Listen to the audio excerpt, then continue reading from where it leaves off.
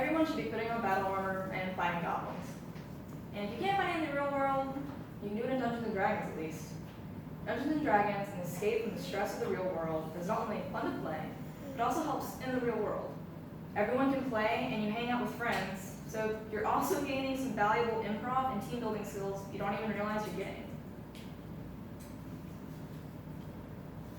Greg Tito, Senior Communications at Wizards of the Coast, has once said, D&D has been around for 45 years and is more popular now than it has ever been. I want you to think just bear with me. I want you to think in your head, just, who do you think plays Dungeons & Dragons? Get an image, whatever that looks like. If it has to look like me, go for it. Now keep that in mind. D&D used to be a few nerds in a basement and probably being bullied at school. Thanks to its growing popularity, many more people have heard of it, or at least no longer believe it's satanic, which is a lot better than it used to be.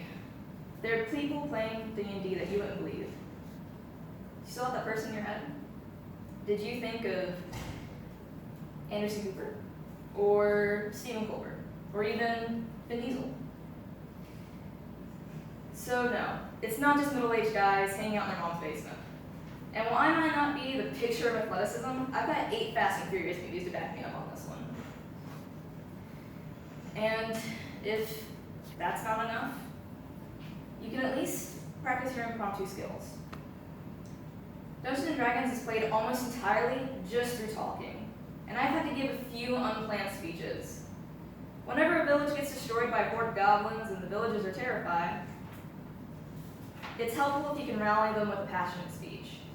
What about when you get caught trying to steal the king's crown and really need these guards to let you go? You're going to have to come up with a great reason for why you got that crown before they decide to take you out. When you do this type of improv for a few hours every single game over the course of months, you get some pretty good practice. It's not conventional, and I hope you never have to come up with a great reason to lie to the cops, but at least you'll be confident when you do. And you don't have to go in solo. Team building is a great part of Dungeons & Dragons. You work with groups that can be up to 8 people or as small as 3. You get a lot of practice communicating, coming up with plans on the fly, or really thinking things out. It may not be the same as going into a corporate meeting, but you get to be more personal as you go through this. The stress of dealing with an Excel paper sheet, worksheet, and the stress of fighting off a dragon may not seem equal, but, it's there for practice. It's also great to just have fun with your friends. Whether you're just hanging out and you enjoy the Dungeons & Dragons, or it's those in-between breaks when you're munching on Doritos and just hanging out. It's valuable time with friends that you may not get in other ways. Yeah, you can get on your Xbox and go over the Xbox Live, but with Dungeons & Dragons, you're sitting down getting some face-to-face leisure time.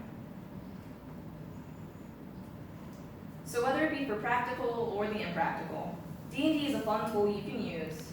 So if you're inclined, go grab a sheet of paper, a few dice, and let's go slay some dragons.